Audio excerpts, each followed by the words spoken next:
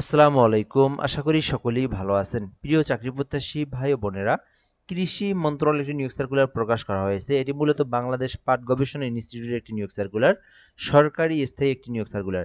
আজকের এই ভিডিওর মাধ্যমে এই নিয়োগ সার্কুলারটা আমি আপনাদেরকে বিস্তারিত জানাবো। এখানে পদের নাম, পদের সংখ্যা, শিক্ষাগত যোগ্যতা রয়েছে, কিভাবে আবেদন করবেন সে বিষয়গুলো দেখাবো। আর এটাতে কিন্তু আপনি শুধুমাত্র অষ্টম শ্রেণী, পঞ্চম শ্রেণী, তারপরে ক্লাস 10, তারপর আপনার অনার্স ডিগ্রি সকল শিক্ষাগত যোগ্যতার জন্যই আলাদা আলাদা বিভিন্ন পদের সংখ্যা রয়েছে।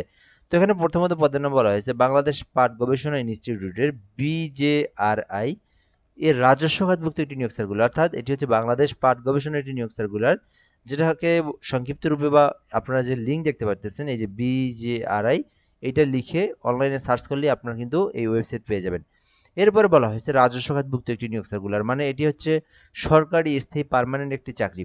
এরপরের বিষয় হচ্ছে এই নিয়োগ সার্কুলার বাংলাদেশের প্রকৃত নাগরিকরা আবেদন করতে পারবেন, মানে বাংলাদেশের যে কোনো জেলার যে কোনো প্রার্থী যে কেউ চাইলে এই আবেদনটি করা যাবে।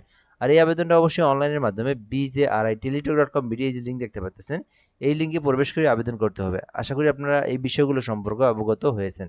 তো আমরা এখান থেকে পদের নাম, পদের সঙ্গে শিক্ষাগত যোগ্যতা দেখব, খুবই গুরুত্বপূর্ণ একটি বিষয়। তার আগে আপনাদেরকে সংক্ষিপ্ত করে একটি জিনিস জানিয়ে রাখি, যারা ভিডিওটা ইউটিউব থেকে দেখতেছেন, আমাদের ইউটিউব চ্যানেলের নাম রায়হান হাসান। এই চ্যানেল থেকে যারা ভিডিওটা দেখতেছেন, নতুন হয়ে থাকলে চ্যানেলটি সাবস্ক্রাইব করে রাখবেন। আর আমাদের ফেসবুক পেজ রয়েছে জব প্লাস বিডি, এই পেজটিতে আপনি অবশ্যই ফলো করে রাখবেন। যদি আপনি আমাদের সঙ্গে যুক্ত হয়ে না থাকেন তাহলে অবশ্যই যুক্ত থাকবেন। প্রথম পদের নাম উপসহকারী প্রকৌশলী, যেখানে একটি পদ রয়েছে। যারা আবেদন করতে যাচ্ছেন এই পদে, তাদেরকে শিক্ষাগত যোগ্যতার প্রয়োজন মাধ্যমিক স্কুল সার্টিফিকেট অর্থাৎ এসএসসি পাস এবং সমমান পরীক্ষায় উত্তীর্ণ সহ সংশ্লিষ্ট বিষয়ে ডিপ্লোমা, অর্থাৎ উপসহকারী প্রকৌশলী পদে যারা আবেদন করতে চাচ্ছেন তাদেরকে কি থাকতে হবে, তাদেরকে কি থাকতে ডিপ্লোমা পাস থাকতে হবে। ডিপ্লোমা পাস করলে কিন্তু আপনি এটাতে আবেদন করতে পারবেন। সহকারী লাইব্রেরিয়ান পদ রয়েছে একটি, যেখানে বলা হয়েছে লাইব্রেরি সায়েন্সে ডিপ্লোমা। যারা লাইব্রেরি সায়েন্স ডিপার্টমেন্ট থেকে যারা ডিপ্লোমা কমপ্লিট করেছেন আবেদন করতে পারবেন।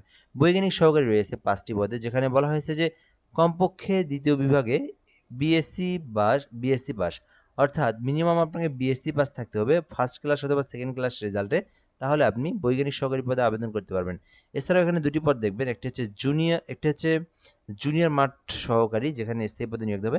এখানে বলা হয়েছে কৃষি ডিপ্লোমা অথবা কৃষি সনদ অথবা এইচএসসি কৃষি নিয়ে যদি আপনি লেখাপড়া করে থাকেন, তাহলে আপনি জুনিয়র মাঠ সহকারী এটাতে আবেদন করতে পারবেন। মোটামুটি এখানে 12টি পদ রয়েছে, মোটামুটি অনেক বড় একটি পদের সংখ্যা, আপনারা চাইলে এই পদটি দেখতে পারেন। এছাড়াও এখানে রয়েছে উচ্চমান সহকারী, গ্রাজুয়েট পাশে আবেদন করতে পারবেন। উচ্চমান সহকারী কাম কেশিয়ার স্থায়ী গ্রাজুয়েট পাশে আবেদন করতে পারবেন। এছাড়াও রয়েছে স্টোর কিপার স্থায়ীতে স্নাতক অথবা অনার্স ডিগ্রি, অর্থাৎ যারা অনার্স পাস অথবা ডিগ্রি পাস করেছেন আবেদন করতে পারবেন। 60 মুদ্রাক্ষরিক কাম কম্পিউটার অপারেটর স্থায়ী পদে 3টি পদ রয়েছে, যেখানে বলা হয়েছে 60 লিপিতে ইংরেজি এবং বাংলায় যথাক্রমে 60 ও 40 শব্দের গতি যাদের রয়েছে তারা 60 মুদ্রাক্ষরিকে আবেদন করতে পারবেন। অডিটর নিয়োগ দেওয়া হবে গ্রাজুয়েট পাশে। এছাড়াও জুনিয়র ফিল্ড অ্যাসিস্ট্যান্ট রয়েছে শুধুমাত্র কৃষি ডিপ্লোমা অথবা কৃষি সনদ অথবা এইচএসসি পাস করে। এছাড়া অফিসক 12টি পদ রয়েছে, মোটামুটি এটা অনেক বড় একটি পদের সংখ্যা, আপনারা চাইলে আবেদন করতে পারেন। যারা পঞ্চম, অষ্টম এসএসসি, এইচএসসি রয়েছে আপনারা কিন্তু আবেদন করতে পারেন, যেহেতু এটা মোটামুটি অনেক বড় একটি পদের সংখ্যা, 12টি রয়েছে অফিসকে। তো এই নিয়োগ সার্কুলারে আপনার যে শিক্ষাগত যোগ্যতা রয়েছে সেই শিক্ষাগত যোগ্যতার অনুকূলে যে পদে ইচ্ছা সেই পদে আবেদন করতে পারবেন। এখন আমরা দেখবো আবেদন করতে যে বিষয়গুলো খুবই গুরুত্বপূর্ণ। প্রথমত বলা হয়েছে বাংলাদেশী নাগরিক হতে হবে। এরপরে বলা হয়েছে বয়স থাকতে হবে 18 থেকে 32, তাহলে আবেদন করা যাবে। এর কম বেশি হলে কিন্তু আবেদন করা যাবে না। আচ্ছা, এরপর আমরা এখান থেকে দেখবো আবেদনের প্রসেসটা কি এবং সময়সীমা। বর্তমানে কিন্তু আবেদনটা চলমান রয়েছে। এই আবেদনটা 20 তারিখ পর্যন্ত করতে পারবেন, মানে আগস্ট মাসের 20 তারিখ পর্যন্ত করা যাবে। এরপর বিষয় হচ্ছে আবেদনটা আপনি করবেন কিভাবে, মানে প্রসেসটা কি। এখানে একটা লিঙ্ক দেখতে পাচ্ছেন BJRI-teletalk.com, মূলত আপনাকে এই লিঙ্কটাতে প্রবেশ করে আপনাকে একটা ফর্ম দেওয়া হবে। ওই ফর্মটা পূরণ করে আপনার আবেদনটা সম্পূর্ণ করবেন। আর আপনি আমাদের মাধ্যমে আবেদন করে নিতে পারেন। কমেন্ট বক্সে হোয়াটসঅ্যাপ নাম্বার দেওয়া রয়েছে, এই নাম্বারে যোগাযোগ করতে হবে। এরপরে বিষয় হচ্ছে যারা নিজেরা আবেদন করবেন তারা কি করবেন, তাদেরকে সরকারি ফি জমা দেওয়ার প্রসেসটা বলে দিচ্ছি। সেখানে 223 টাকা আপনাদেরকে ফি জমা দিতে হবে।